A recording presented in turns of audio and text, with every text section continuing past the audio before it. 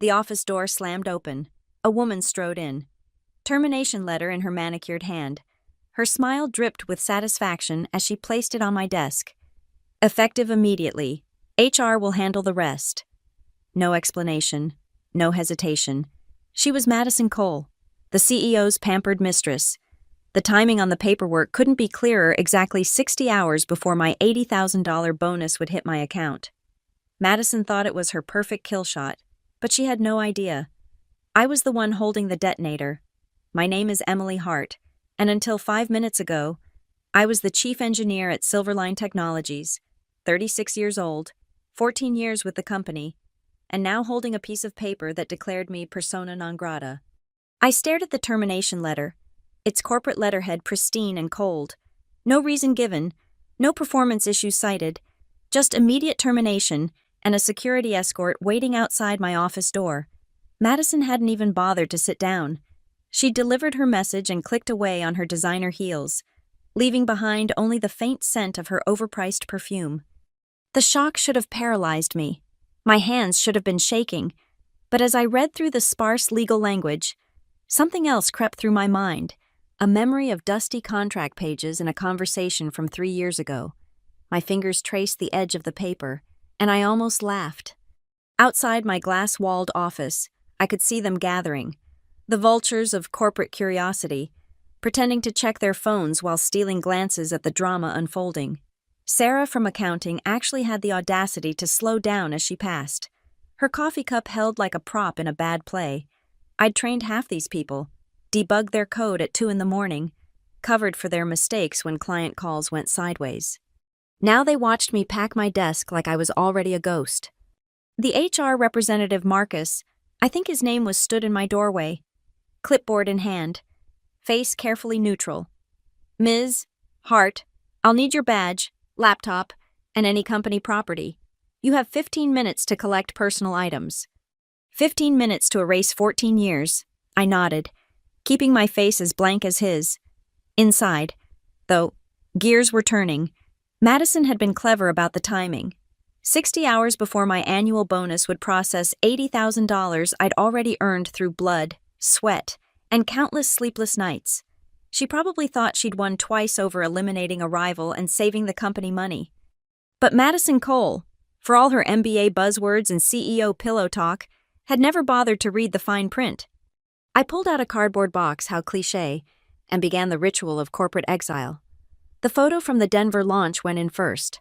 My coffee mug with the faded Silverline logo from when we were still a garage startup. The stress ball shaped like a server that Robert Lane had given me as a joke after our first system crash.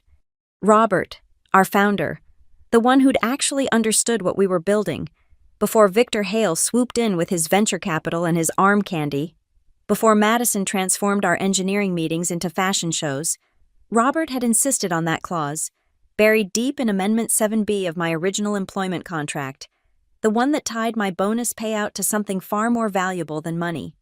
The Sentinel Suite encryption keys, Marcus said, reading from his list. We'll need all documentation transferred to the interim team lead. I almost felt sorry for him. Almost. Everything's on the shared drive. Passwords are with a T, per protocol. He checked his little box. Satisfied. He didn't know what Madison didn't know, that in precisely 60 hours, when that bonus payment failed to process, every line of code I'd written, every system I'd architected, every proprietary element of Sentinel Suite would revert to my personal ownership. 14 years of intellectual property, the backbone of a $190 million merger, would belong to me. Not Silverline, not Madison, not Victor and his board of sycophants. Me. I placed my access badge on the desk with deliberate calm. The laptop followed, its screen still showing the merger presentation I'd been preparing for next week's Orion data meeting. Madison would probably take credit for that too. Let her. She could have the PowerPoint slides. I'd keep the actual product. As I lifted the box, I caught my reflection in the black monitor screen. No tears, no fury, just the same focused expression I wore when debugging critical systems, because that's what this was, a system. And Madison had just introduced a fatal error into her own code. I'll walk you out, Marcus said, his tone suggesting this wasn't negotiable. The walk to the elevator felt both endless and instant. Colleagues averted their eyes. Some whispered. Amy from DevOps actually mouthed, "I'm sorry," from behind her cubicle wall. I kept my spine straight, my pace measured. Let them see Emily Hart leaving with dignity intact. It wasn't until the elevator doors closed, sealing me away from 14 years of my life, that I allowed myself the smallest smile. 60 hours. The countdown had begun. Madison Cole arrived at Silverline like a virus in designer shoes. It was a Thursday, I remember, because we had our weekly architecture review that morning. She walked into conference room A wearing a cream-colored suit that probably cost more than my monthly salary, her hand possessively wrapped around Victor Hale's arm. "Everyone, I'd like you to meet Madison," Victor announced, his face glowing with the particular stupidity of a middle-aged man in fresh lust. "She'll be heading up our new Strategic Innovation Division." Strategic Innovation Division, a title as empty as her understanding of technology. We all knew what she really was. Victor's 32-year-old girlfriend parachuted into an executive role that hadn't existed until that morning. Her background was pure fluff, PR work for fashion brands, a stint at a lifestyle magazine, something vague about brand consulting that seemed to involve a lot of Instagram posts and networking cocktails. Her LinkedIn profile was a masterclass in corporate buzzword bingo synergy, paradigm shifts, leveraging core competencies, not one mention of actual technical knowledge or product development. But she had something more valuable than competence: Victor's complete attention. The first few months were almost comical. She'd sit in engineering meetings, nodding sagely while having no idea what we were discussing. She once asked why we couldn't just make the encryption stronger by adding more passwords. Another time, she suggested we pivot to blockchain without understanding what blockchain even was. She threw around terms like machine learning and AI integration like confetti, usually in contexts that made no sense. "Can't we just AI this?" became her catchphrase, applied to everything from server maintenance to coffee machine repairs. But while we laughed behind closed doors, Madison was playing a different game. She wasn't trying to understand technology. She was mapping the corporate landscape, identifying threats and opportunities, and apparently, I was her biggest threat. It started subtly. My direct reports suddenly started getting invited to strategic alignment sessions that conflicted with my engineering meetings. My name disappeared from important email chains.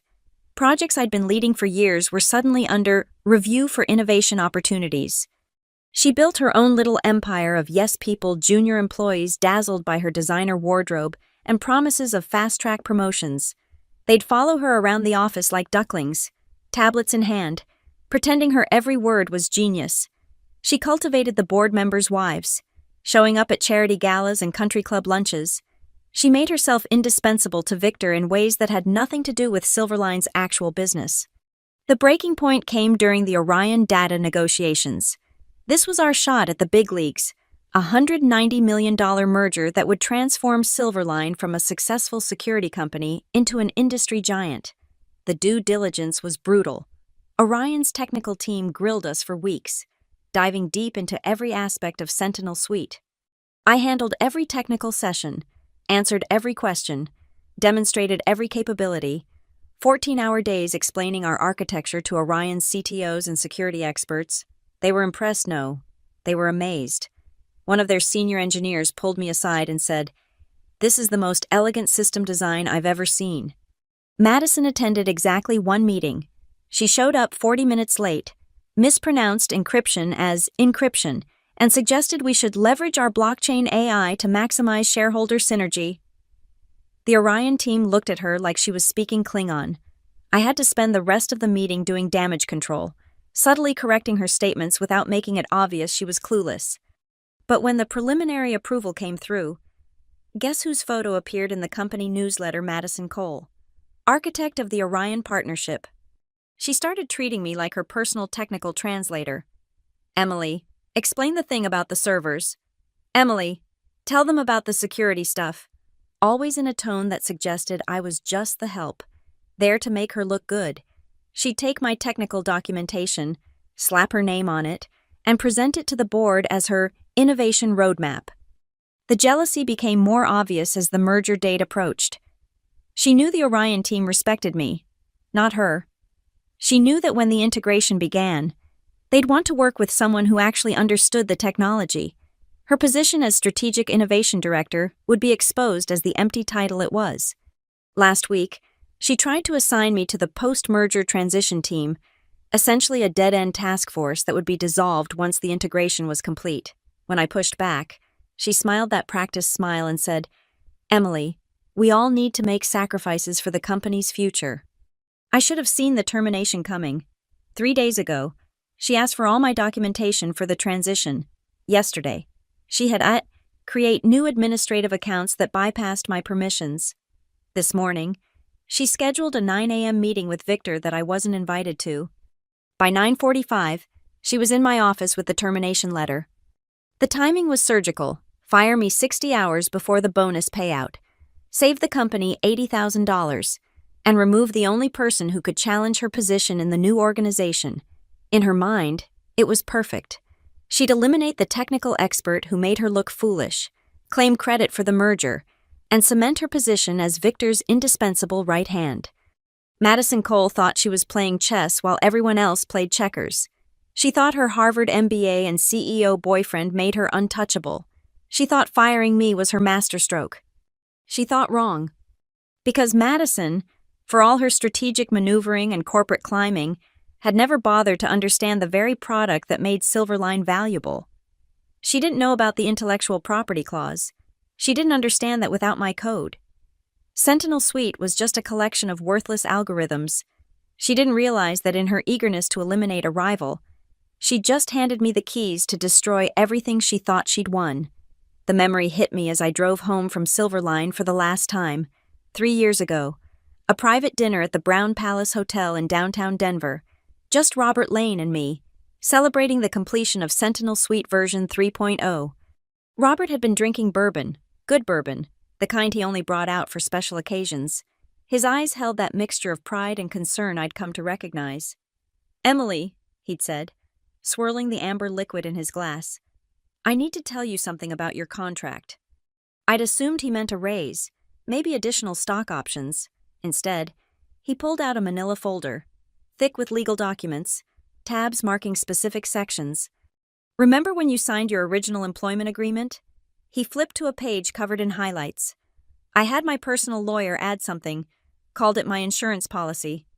The clause was buried in Amendment 7B, subsection 3.2.4, written in the kind of legal density that made most people's eyes glaze over. But as Robert explained it, the brilliance became clear.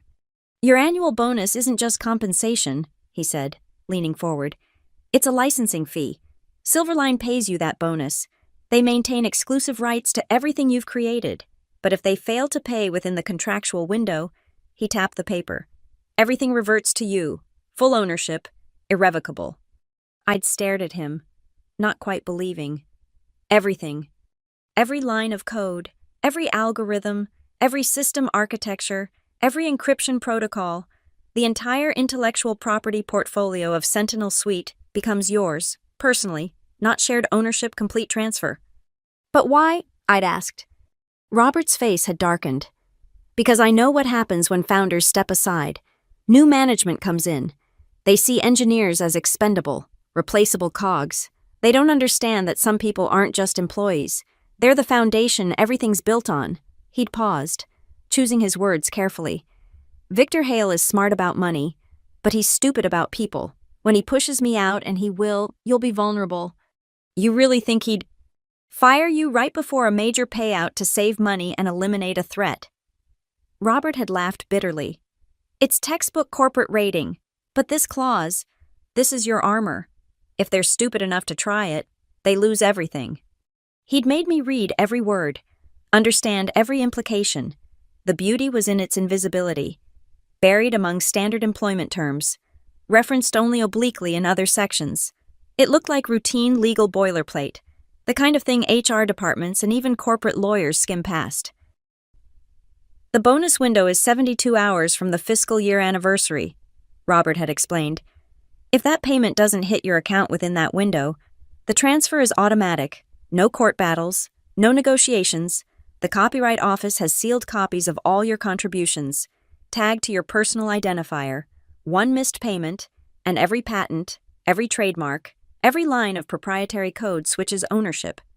Won't they notice during due diligence? I'd asked. They'll see standard IP assignment clauses. They'll see you've signed over your work to the company. What they won't see, unless they read very carefully, is that it's all contingent on that annual payment. Miss the window by even 1 minute, and it's irreversible. We'd actually tested it with a minor subsystem 2 years ago, a small module I developed for internal testing. Robert deliberately delayed my quarterly bonus by a day, triggering the ownership transfer. Then we watched as legal scrambled to understand how they'd lost the rights. It took them 3 weeks and $40,000 in legal fees to get me to sell it back to them. But that was a warning they'd ignored, or more likely, with Robert gone and new management in place, no one even remembered. The clause had other beautiful details. The transfer was retroactive. Everything I'd ever created for Silverline would become mine. The company couldn't claim partial ownership or argue about work created before certain dates. 14 years of innovation, vanishing in an instant. There was also a poison pill provision. If the company tried to pay the bonus after the deadline, it would be treated as a licensing fee for my now personal property taxable to them at the highest corporate rate, with no deduction allowances. They'd essentially be paying me to use my own code. Robert had even thought about potential challenges. The clause specified that any attempt to terminate me within 96 hours of the bonus deadline would be considered constructive avoidance and trigger immediate transfer. By firing me 60 hours before the deadline, Madison had walked right into that trap. You know what the best part is? Robert had said that night, finishing his bourbon. They'll probably have some junior lawyer review your termination paperwork. They'll check for standard stuff non-competes, confidentiality agreements, return of company property. They won't even think to look at the compensation schedule. He'd been right about everything, about Victor, about the vultures who'd circle once he left, about the way they'd see me as expendable, but mostly, he'd been right about the clause. As I pulled into my apartment complex, I did the math in my head. Fired at 9:45 a.m. on a Thursday. My bonus was due at 11:59 p.m. on Saturday. 60 hours and 14 minutes. Madison had probably calculated it carefully, making sure there was no way I could appeal or reverse the termination before the deadline. She thought she was being clever, saving the company $80,000 and removing a rival in one stroke. She had no idea she'd just started a countdown to Silverline's complete technical collapse. I unlocked my apartment door and went straight to my safe. Inside, wrapped in plastic, was the original contract with Robert's handwritten notes in the margins. His lawyer's business card was paper-clipped to the front. On the back, Robert had written, "When you need this, call. He's expecting you." I picked up my phone and dialed the number. 3 rings. "Ms. Hart," the voice said before I could speak. "Robert told me to expect your call around this time. I assume they've terminated you." 60 hours before the bonus deadline, I confirmed. I could hear the smile in his voice. "Then we have 59 hours and 43 minutes until you become one of the wealthiest independent software owners in the country. Shall we discuss what happens next?" The security guard had watched me pack with the disinterest of someone who'd seen too many terminations, but I'd made sure he saw me slip the USB drive into my desk drawer, then forget to pack it. The little piece of theater was important. 20 minutes after I left, my phone buzzed. Text from Jake in a T. "Madison just grabbed a USB from your old desk, acting like she found gold." Perfect. The drive contained exactly what she'd expect: folder structures, file names that looked important, even some encrypted data, all of it worthless. Of course, dummy files I'd created months ago for exactly this contingency, but Madison would see Sentinel Suite master source and Orion integration protocols and think she'd secured the crown jewels. I settled into my home office, a converted bedroom with 3 monitors and better equipment than most of Silverline's infrastructure. The real Sentinel Suite codebase lived here, on air-gapped systems that had never touched the company network. Every night for 14 years, I'd synchronized my work, maintaining a perfect mirror of everything I created. Robert had suggested it originally: always have a backup they can't touch.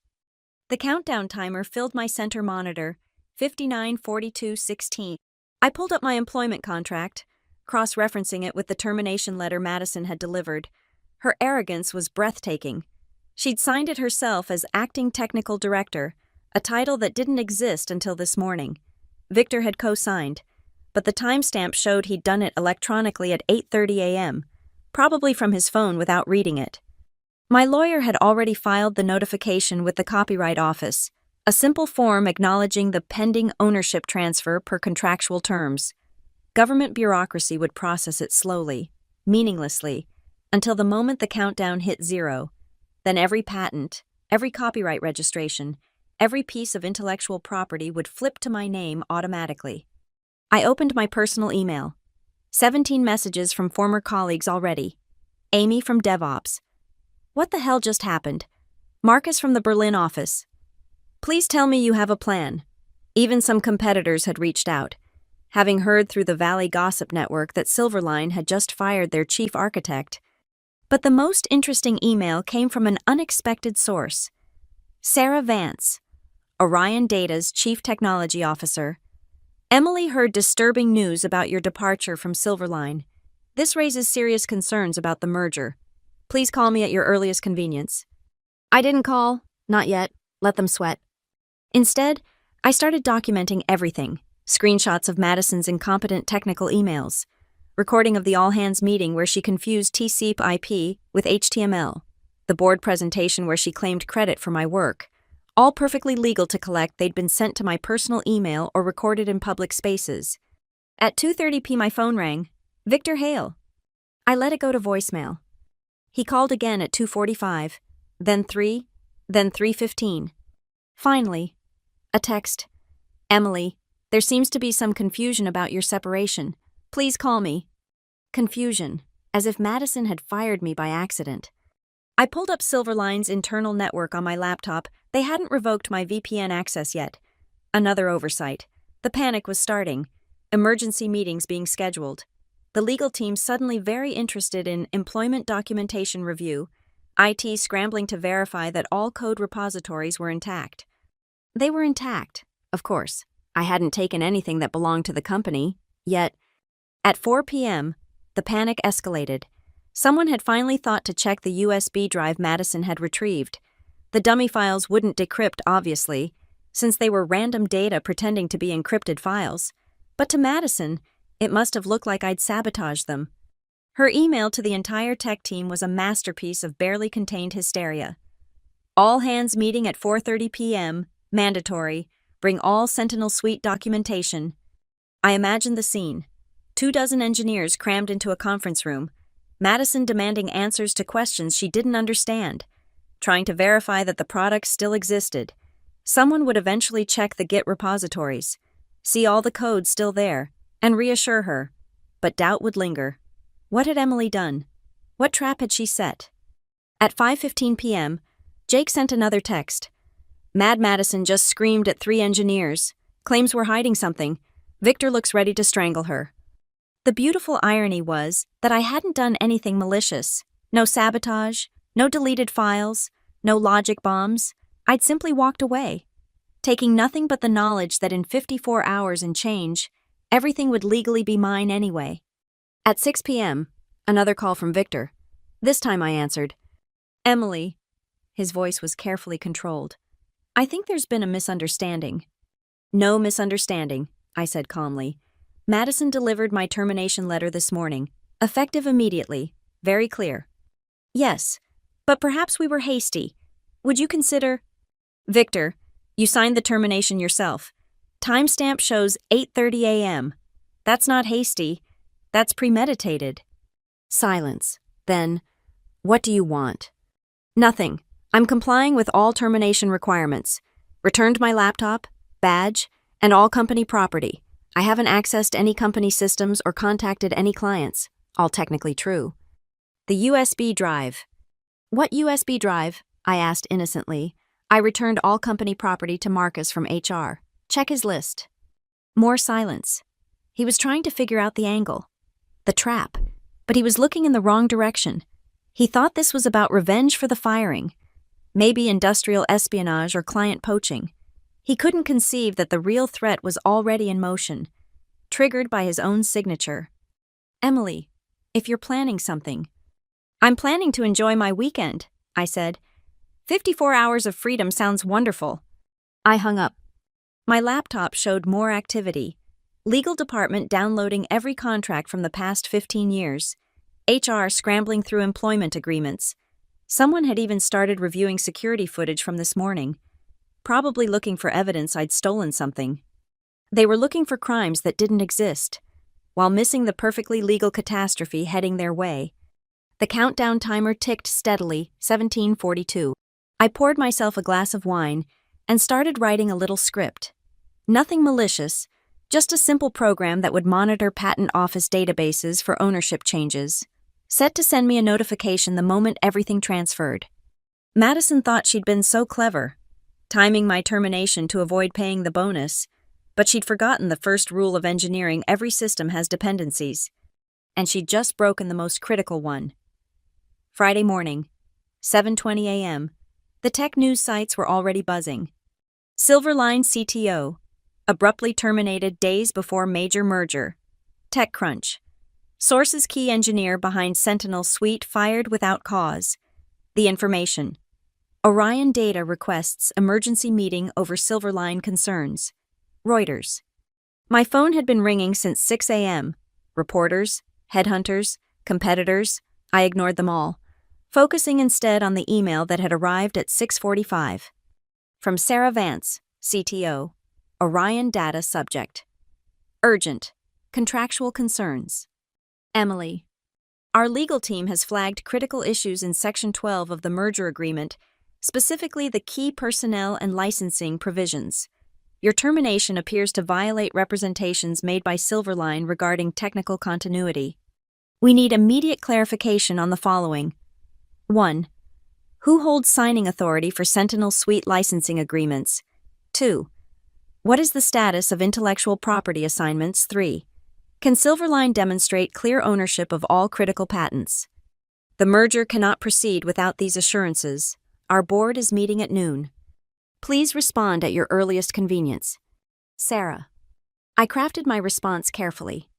Sarah. I cannot speak to Silverline's internal decisions or current IP status, as I'm no longer employed there. However, I recommend your legal team review Amendment 7B of Standard Employment Contracts, the relationship between compensation schedules and IP assignments, any contingent ownership clauses that may exist. Best of luck with your due diligence. Emily. Vague enough to avoid legal trouble, specific enough to send them hunting. Sarah was sharp, she'd understand the implication immediately. At 8 a.m., the Silverline parking lot looked like an anthill someone had kicked. Cars arriving early, people rushing in with coffee and panic in their eyes. Through my former colleague Amy's texts, I got play-by-play updates. Madison screaming at legal team. Victor on phone with board members. Someone from Orion just showed up unannounced. Holy shit, they're auditing all employment contracts. By 9:30 a.m., they'd found it. I knew the exact moment because Victor called again, and this time his controlled executive voice was gone. You knew, he said without preamble. You've known all along. Known what? I kept my tone neutral. The IP clause, the bonus trigger, everything. I'm not sure what you mean. I signed a standard employment agreement 14 years ago. Your legal team reviewed it during my last 3 promotions. Don't play games. Emily, Madison says a lot of things, like how blockchain AI will revolutionize our synergy. How's that working out? He paused. I could hear muffled voices in the background. Someone saying 47 hours urgently. We can fix this, Victor said finally. Come back. We'll reverse the termination. Pay the bonus immediately. Pretend this never happened. Interesting offer, but there's a small problem. What? Check subsection 3.2.4 paragraph 6. Any attempt to reverse a termination after triggering the IP clause is considered bad faith manipulation. It accelerates the transfer and adds a $50 million penalty payment to me personally. Silence. More muffled conversation. Someone sounded like Madison shrieked, 50 million. You planned this, Victor accused. I planned nothing. I showed up to work yesterday morning expecting to lead the Orion integration. Madison fired me. You signed off on it. Every consequence flowing from that is on you. Will sue. For what? Following the contract your company signed? Good luck with that. I hung up and turned back to my monitors. The Silverline stock price was starting to twitch, down 2% in early trading. Someone knew something. At 10:15 a.m., a new email arrived. Orion's legal team, CCing what looked like half their board of directors. Silverline Technologies has failed to provide adequate proof of IP ownership. Pending resolution, all merger activities are suspended. The stock price dropped another 5%. Madison tried calling me at 11, then 11:15, then 11:30. I let them all go to voicemail, each one more desperate than the last. Emily, this is Madison. We need to discuss your return package. Emily, please. There's been a misunderstanding. Call me. Emily, you're destroying the company. Is that what you want? That last one made me laugh. Destroying the company, no. I was just collecting what was mine. By noon, the news had broken wide. Breaking Orion data halts. 199 days. Silverline merger. Over IP concerns, scrolled across CNBC's ticker. The stock price went into free fall, down 18% and trading halted. Sarah Vance called at 12:30 p.m. Emily, she said without preamble, I need to know, in 36 hours, will you own Sentinel Suite? I appreciated her directness. I recommend you have your lawyers review the public copyright filings for transfer notifications. They're quite illuminating. That's a yes. That's a suggestion to do your own research. She paused. Would you be interested in a conversation about your future plans after the relevant deadline passes? Of course. I'm always interested in conversations with competent technical leaders. Unlike your previous management, I couldn't possibly comment on that.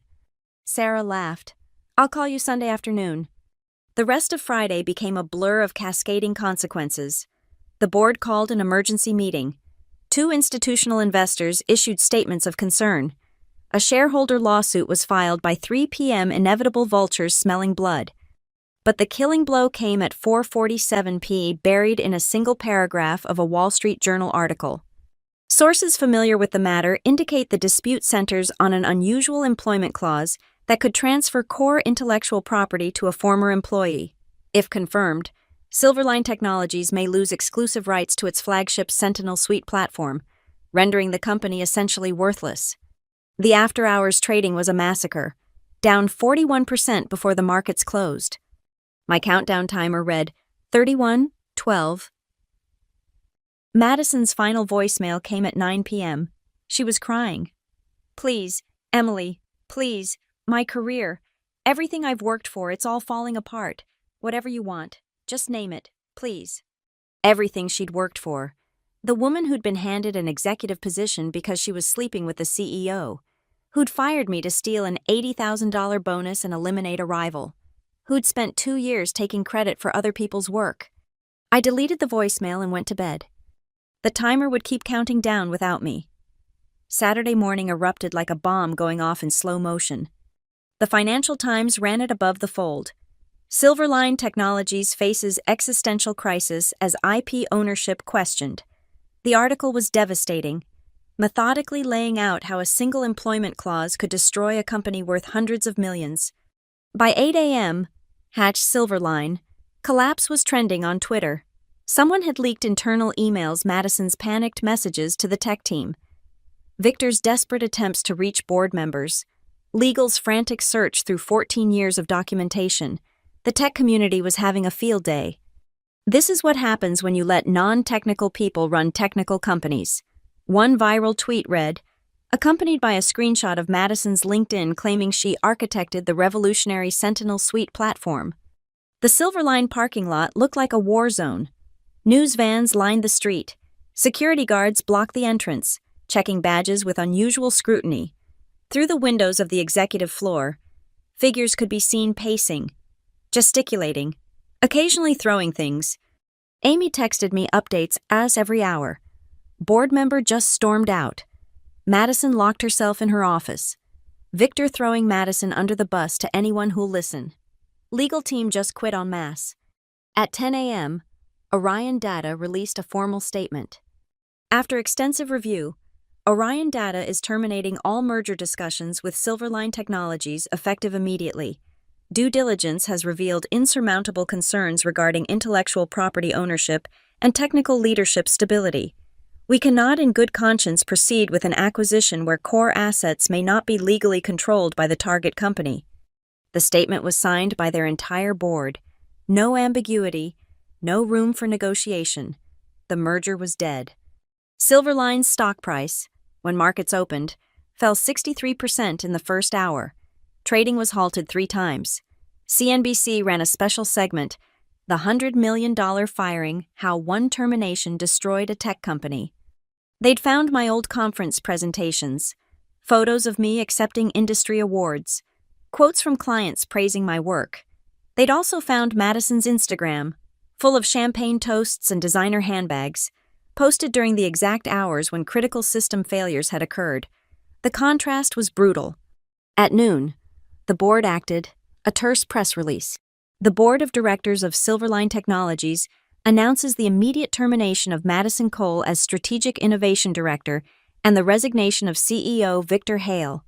The company is exploring all options to resolve current challenges. Madison's fall was swift and public. Photos emerged of her being escorted from the building, banker's box in hand, designer heels clicking on the same path I'd walked 2 days earlier. But unlike my dignified exit, she was surrounded by cameras, reporters shouting questions. Did you know about the IP clause? Why did you fire Emily Hart? Are you responsible for the company's collapse? She tried to maintain composure, but tears streaked her perfectly contoured makeup. Her phone rang constantly. Victor, presumably, though rumors were already spreading that he'd moved out of their shared penthouse. At 2 p.m., someone leaked the security footage. There was Madison, strutting into my office with the termination letter, the timestamp clearly visible 60 hours before the bonus deadline. The comments were merciless. You can actually see the exact moment she signed the company's death warrant. That smile, that fucking smile as she ruins everything. Harvard MBA, everyone, destroyed a company in under 72 hours. The board tried damage control. At 3 p.m., they called me directly not Victor, not legal, but the lead board member himself. Ms. Hart, Richard Blackstone's voice was grave. We need to discuss a resolution. There's nothing to discuss. The contract is clear. Surely there must be something. Mr. Blackstone, did you know Madison was planning to fire me? Pause. No. Did you approve it? No. Victor and Madison acted without board consultation. Then you understand this isn't my problem to solve. Emily, please. 300 jobs are at stake. Good people who had nothing to do with this. That hit harder than anything else. My former teammates, the junior developers I'd mentored, the support staff who kept everything running they'd all pay for Madison's arrogance. The IP transfers at 11:59 p.m. tonight, I said quietly. After that, I'll be willing to discuss licensing arrangements, fair ones, but Silverline will never own Sentinel Suite again. The company can't survive as just a licensing client. Then perhaps the board should have thought of that before letting a PR executive with no technical knowledge fire your chief architect. At 5 p.m., the shareholder lawsuits began in earnest. 3 separate class actions, all naming Madison and Victor personally. The legal theory was simple gross negligence and breach of fiduciary duty. Madison's personal assets were frozen within hours. Victor tried to distance himself, releasing a statement claiming he'd been misled about the technical implications. But emails surfaced showing he'd been warned by senior engineers about Madison's incompetence. He'd ignored them all, too blinded by her attention to see the danger. At 8 p.m., Madison made one last attempt, not a call this time, but an email. Emily, I know you hate me. I know I deserve it. I was jealous, insecure, and stupid. I thought I was playing corporate politics, but I was just destroying everything. I'm not asking for forgiveness. I'm not even asking you to save the company. I'm asking you to remember the people who weren't part of this, the engineers who respected you, the staff who had no say in any of this. I've lost everything. Victor left. My career is over. I'll be paying legal fees for the rest of my life. But those 300 people don't deserve to suffer for my arrogance. Please. Madison. I read it twice. Part of me wanted to feel sympathy, but then I remembered her smile as she handed me the termination letter, the way she'd said, HR will handle the rest, like I was trash being taken out. The timer on my screen read 04:03:27. 4 hours. 4 hours until everything Robert Lane had built, everything I'd spent 14 years perfecting, became mine. 4 hours until Madison's clever plan to save $80,000 cost Silverline everything. The media was calling it the most expensive firing in tech history. They had no idea how right they were. My phone buzzed. Sarah from Orion. Watching the countdown. We have a very interesting proposal for Sunday. Then Jake from IT. Madison just got served with another lawsuit. This one's from Victor. The circular firing squad had begun. They'd spend years in court, blaming each other, tearing each other apart over the corpse of what had been a successful company. All because Madison Cole thought she could play chess without understanding the rules. The timer ticked down 03:58:45. Saturday night, 11:45 p.m. I sat alone in my home office, watching 3 monitors display different feeds. The countdown timer on the center screen, 14:32. The patent office database on the left, ready to update.